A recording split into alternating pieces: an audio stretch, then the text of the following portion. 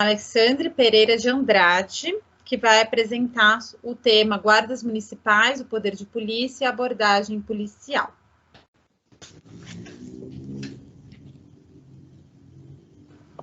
Boa noite.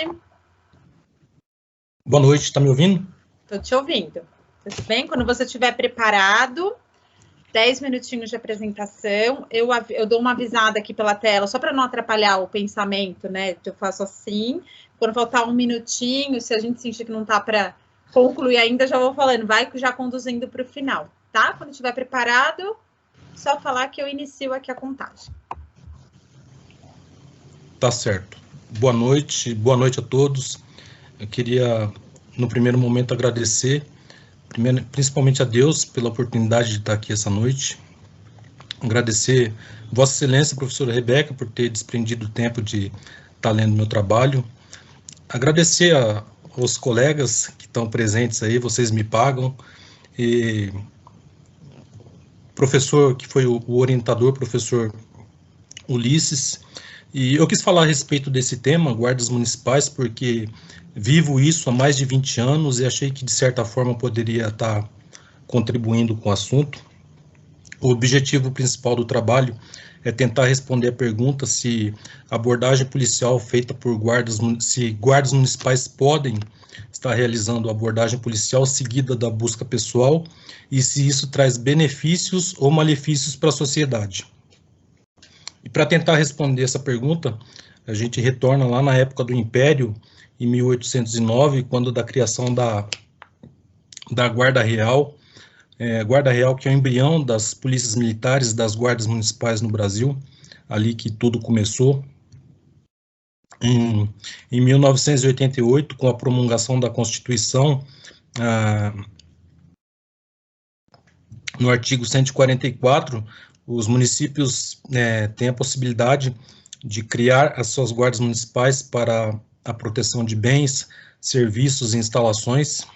E é interessante ali a forma como o verbo poder foi conjugado no texto da lei, faculta ou não aos municípios criarem as suas guardas municipais, mas é interessante destacar que dá para proteção de bens, serviços e instalações, e a gente sabe que nos dias de hoje isso é muito pouco, o município criar uma guarda municipal apenas para tomar conta do patrimônio público, acho que não atende os anseios da sociedade. Em cima disso, no ano 2000, com o Plano Nacional de Segurança, levantou-se a possibilidade dos municípios estarem investindo com mais força nas questões de segurança. E deixa eu respirar um pouquinho. Toma seu tempo, toma uma água.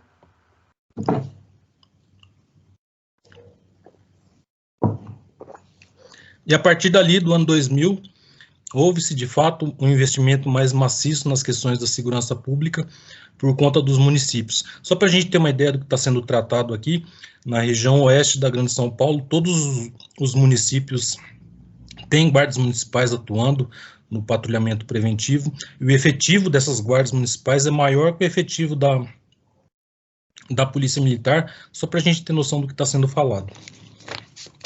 No ano de 2014, a então presidente Dilma Rousseff sancionou a Lei Federal 13.022, que ficou conhecida como o Estatuto das Guardas Municipais. Foi um momento histórico, porque ali a profissão foi reconhecida e regulamentada e alcançou-se a segurança jurídica para esses profissionais estarem trabalhando.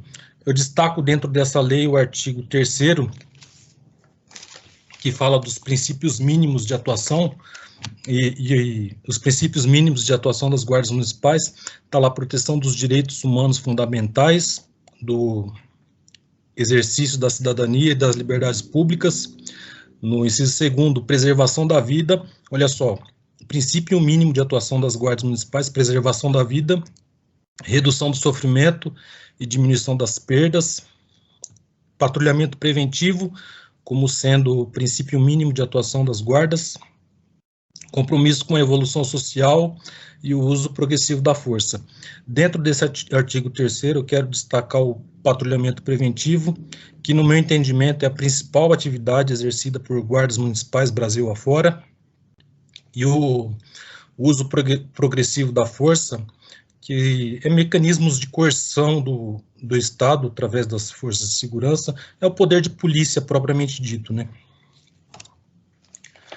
Poder de polícia que tem a sua origem histórica lá nas teorias contratualistas, sobretudo no que disseram Thomas Hobbes e Jean-Jacques Rousseau. Hobbes explicou que o homem era mau, egoísta, e que vivia em estado permanente de guerra, e que precisava de um soberano para poder controlar essa situação. E, em cima disso, no meu entendimento, Rousseau explicou que, ao longo dos anos, o homem foi abrindo mão de parte da sua liberdade, entregando esse soberano no contrato social. E aí teve origem ao Estado, que a gente conhece nos tempos atuais, e ao poder de polícia propriamente dito. Poder de polícia esse que não é da polícia, é do Estado. O Estado distribui conforme as suas necessidades aos seus agentes. É evidente que um policial militar tem o poder de polícia, assim como um guarda municipal, um fiscal de trânsito, um agente da vigilância sanitária. Todos eles têm o poder de polícia dentro das suas esferas de atribuição. O poder de polícia está previsto, por incrível que pareça, no Código Tributário Nacional, lá no artigo 78 está a sua definição, e é através do poder de polícia que o agente, o policial que está lá na ponta, consegue realizar o patrulhamento preventivo e, no meu entendimento,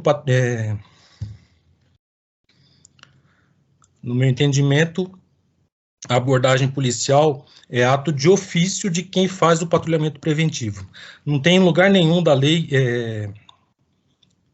falando sobre a abordagem policial, apenas no artigo 244 do Código de Processo Penal, que define a situação da fundada suspeita. Mas é assim, existem vários tipos de abordagem. Abordagem para direcionar, para orientar, abordagem de fiscalização propriamente dita, mas a que a gente está tratando aqui é a abordagem policial seguida da busca pessoal.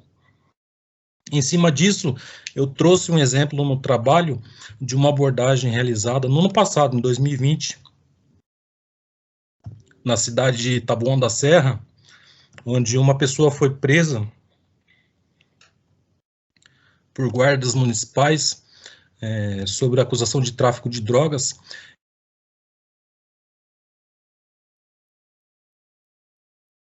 Você colocou no mudo sem querer. E o juiz que recebeu essa prisão falou que os guardas não poderiam estar exercendo essa atividade. A prisão foi ilegal, que não compete a guardas municipais saírem abordando aleatoriamente as pessoas na rua. E, enfim, aí ele relaxou a prisão. E um outro juiz já tomou uma decisão ao contrário, falando que não, que compete sim aos guardas municipais realizarem essa atividade de acordo com o que está previsto na Lei 13.022. Então, é assim, se esse tema causa divergência até mesmo entre magistrados, imagine na população, né?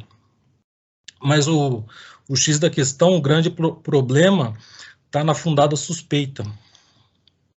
Está na fundada suspeita e a dificuldade que tem para poder objetivar isso, porque no artigo 244 do Código de Processo Penal, diz lá que a busca pessoal precederá a fundada suspeita da pessoa que está sendo abordada ali, traga consigo objeto de arma de fogo de uso proibido ou objetos que constituam corpo de delito. Mas só isso é muito pouco, acaba sendo subjetivo. Eu estava conversando com um colega advogado e mostrei meu trabalho para ele e disse dessa dificuldade de tentar objetivar essa situação. E ele falou que não, tem que ser assim mesmo, que se eu partir para o campo subjetivo eu vou ter problemas. Em cima disso, eu trouxe no trabalho também 2 exemplos de abordagens que foram feitas em cima de questões subjetivas, blusa de frio no ambiente de calor.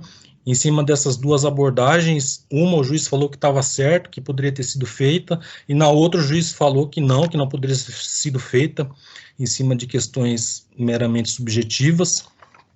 E eu estou concluindo já, queria dizer que no banco de dados do Sistema Nacional de Segurança, existem mais de 330 mil mandados de prisão em aberto de pessoas que têm problemas com a justiça, e no meu entendimento, essas pessoas só serão presas se forem abordadas por policiais, por guardas, durante patrulhamento preventivo, porque, infelizmente, a polícia judiciária não tem condições de dar conta disso.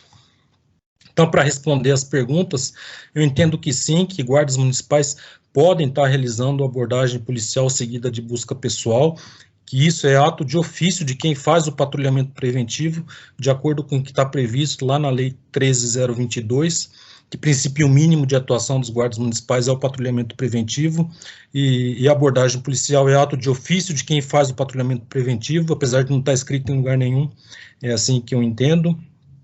E, além disso, acredito que seja a segunda pergunta, que isso seja importante para a sociedade, que isso traz mais benefícios para a sociedade do que malefícios, muito embora eu entenda também que naquele momento da abordagem, direitos e garantias fundamentais são suprimidas por um determinado momento, principalmente nas questões de liberdade de locomoção, de ir e vir, mas eu entendo também que é um sacrifício que a sociedade tem que fazer para colaborar no que diz respeito às questões da segurança pública, e assim eu concluo e agradeço a oportunidade. E é isso. Obrigada, Alexandre. Parabéns pelo trabalho, parabéns pela apresentação. Vou abrir aqui o arquivo com algumas anotações que eu fiz em relação ao seu trabalho.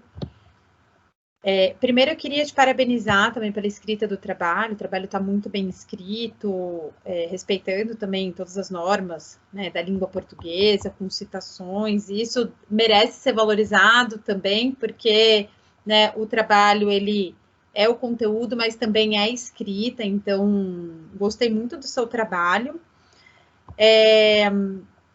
Vamos lá, gostei também que você colocou no resumo algumas perguntas também que são respondidas, né? Porque quando a gente faz um trabalho, a gente quer responder a um problema, né? E é muito importante que o leitor, né? E aí, independentemente se for um trabalho de conclusão de curso ou não, é importante que o leitor saiba o que ele vai encontrar ali, mas qual que é a importância daquele trabalho, o que ele busca responder, né? E você colocou um desafio ali a ser feito. Em relação às perguntas do trabalho, propriamente dito, e acho que são algumas perguntas ali de curiosidade e algumas provocações também, né? Acho que até em relação às suas perguntas e às suas conclusões, né? Então, tem um momento do seu trabalho, na página 6, que você menciona que 3 estados não possuem guarda municipal, né? E aí eu fiquei curiosa, por que esses estados decidiram,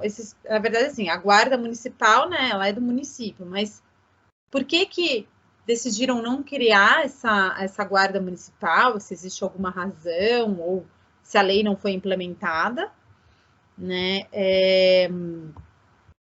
Como é que eu estou tentando achar aqui os meus outros comentários, né?